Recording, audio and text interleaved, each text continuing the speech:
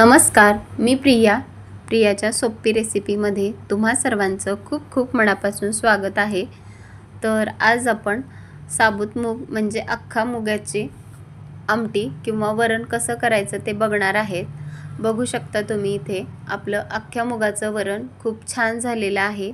तर ही रेसिपी तुम्ही नक्की ट्राय करून बघा आणि माझी रेसिपी आवडली असेल तर माझ्या चॅनलला सबस्क्राइब आणि लाईक करा, सोबतच बेल आयकॉनवर क्लिक करा आणि माझ्या रेसिपी तुम्हाला कशा वाटतात नक्की कमेंट करून सांगा। चला तर मग वेळ न घालवता रेसिपीला सुरुवात करूया। इथे मी 1 वाटी मूग घेतलेला आहे। तर हा मूग आपण चांगला निवडून घेतलेला आहे। हा जो मूग आहे तो आपण गावरान मूग घेतलेला आहे। बघू शकता तुम्ही गावरान मूग घेतलेला आहे। 1 वाटी मूग घेतला आहे, तो निवडून घेतला आहे। तर इथे मी मूग चांगला भाजून घेणार आहे। तर गॅसवरती कढई गरम करायला ठेवायची आणि आपल्याला मूग चांगला खमंग वास येईपर्यंत भाजून घ्यायचा आहे। एक 2 ते 3 मिनिट आपल्याला मूग भाजण्यासाठी लागेल। त्याचा रंग बदलेपर्यंत आणि खमंग वास येईपर्यंत मूग आपल्याला चांगला भाजून घ्यायचा आहे। मूग चांगला भाजला की त्याची आमटी किंवा वरण हे खूप खायला छान लागते आणि खमंग सुद्धा लागते। तुम्ही कधी अशी अख्ख्या मुगाची भाजी केली आहे का? मला नक्की कमेंट करून सांगा।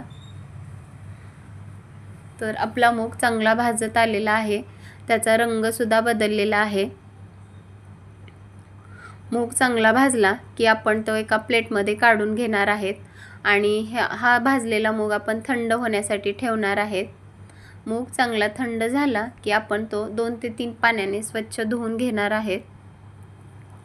आता यामध्ये मी पाणी टाकून धुवून घेणार आहे, कारण त्यामध्ये पाणी टाकलं की जो काही खराब मूग असतो तो पाण्यामध्ये पोहून वर येतो, म्हणून पाणी टाकून आपण मूग धुवून घेणार आहेत। एका पाण्याने मी मूग धुवलेला आहे, तर दुसऱ्या पाण्याने सुद्धा मूग स्वच्छ धुवून घेणार आहे आणि मूग धुवून झाला की आपण कुकरमध्ये टाकून कुकरला शिजवून घेणार आहे। तर 1 कप आपण 1 वाटी मूग घेतला होता, तर इथे मी 1.5 तांब्या पाणी टाकणार आहे। त्याच्यासोबतच आपण अर्धा चमचा हळद आणि अर्धा चमचा मीठ टाकून घेणार आहे। 4 ते 5 लसणाच्या पाकळ्या टाकून घेणार आहे आणि चांगलं आपल्याला मिक्स करून घ्यायचं आहे। चांगलं मिक्स करून झालं की कुकरचं झाकण लावून आपल्याला त्याचा एक 3 ते 4 शिट्ट्या करून घ्यायच्या आहेत। गॅसवरती कुकर ठेवला आहे आणि फुल गॅसवरती आपल्याला 2 ते 3 शिट्ट्या करून घ्यायच्या आणि नंतर आपण एक 5 मिनिट कमी गॅस करून शिजवून घेणार आहेत। इकडे आपलं चांगला मूग शिजत आहे, शिट्टी सुद्धा होत आहे। तर तोवर आपण इकडे दुसऱ्या गॅसवरती कढई गरम करायला ठेवून मसाल्याची तयारी करणार आहेत। तर मसाला इथे मी हिरवी मिरची घेतली आहे। तर हिरवी मिरची ही पोपटी रंगाची आहे। ही मिरची जास्त तिखट नसते। जर तुम्हाला जास्त तिखट खायचं असेल तर तुम्ही लवंगी मिरची सुद्धा घेऊ शकता। जर हिरवी मिरचीचं आवडत नसेल तर लाल तिखट सुद्धा वापरू शकता। तर इथे मी मिरची आपली चांगली भाजून घेणार आहे, कारण ही पद्धत माझी आजी बनवायची। हिरवी मिरची भाजली की कोणत्याही भाजीमध्ये हिरवी मिरचीचा ठेचा भाजून जर घेतला तर तो खायला खूप चविष्ट लागते भाजी, म्हणून मी हिरवी मिरची चांगली भाजून घेणार आहे। त्यासोबत लसणाच्या पाकळ्या सुद्धा भाजून घेणार आहे मी। चांगलं भाजलं की एका प्लेटमध्ये काढून घ्यायचं। आपली मिरची थंड होण्यासाठी ठेवायचं आहे, नंतर आपल्याला याचा ठेचा वाटून घ्यायचा आहे। मिरची आपली थंड झाली आहे, तर मिक्सरमध्ये मी बारीक ठेचा करून घेणार आहे। ठेचा आपला वाटून तयार झालेला आहे।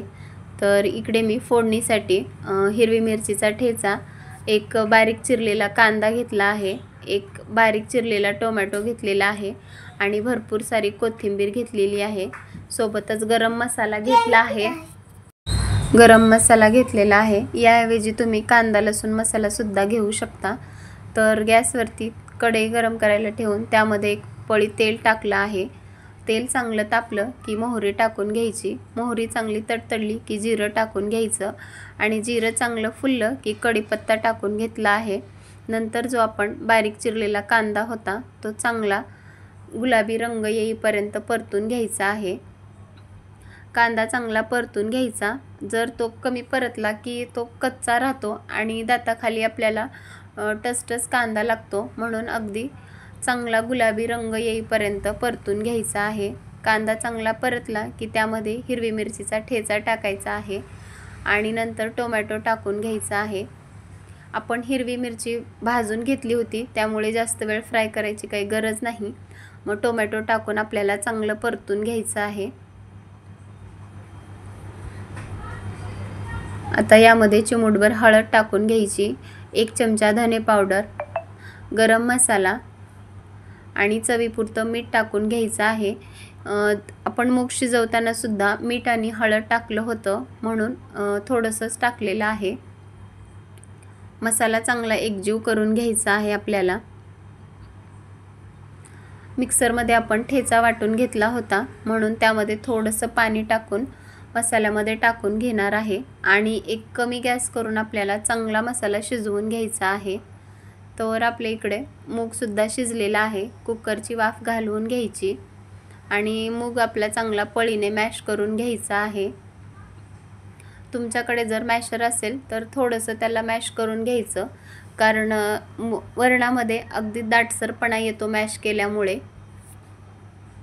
चांगला पळीने मॅश करून घेणार आहे।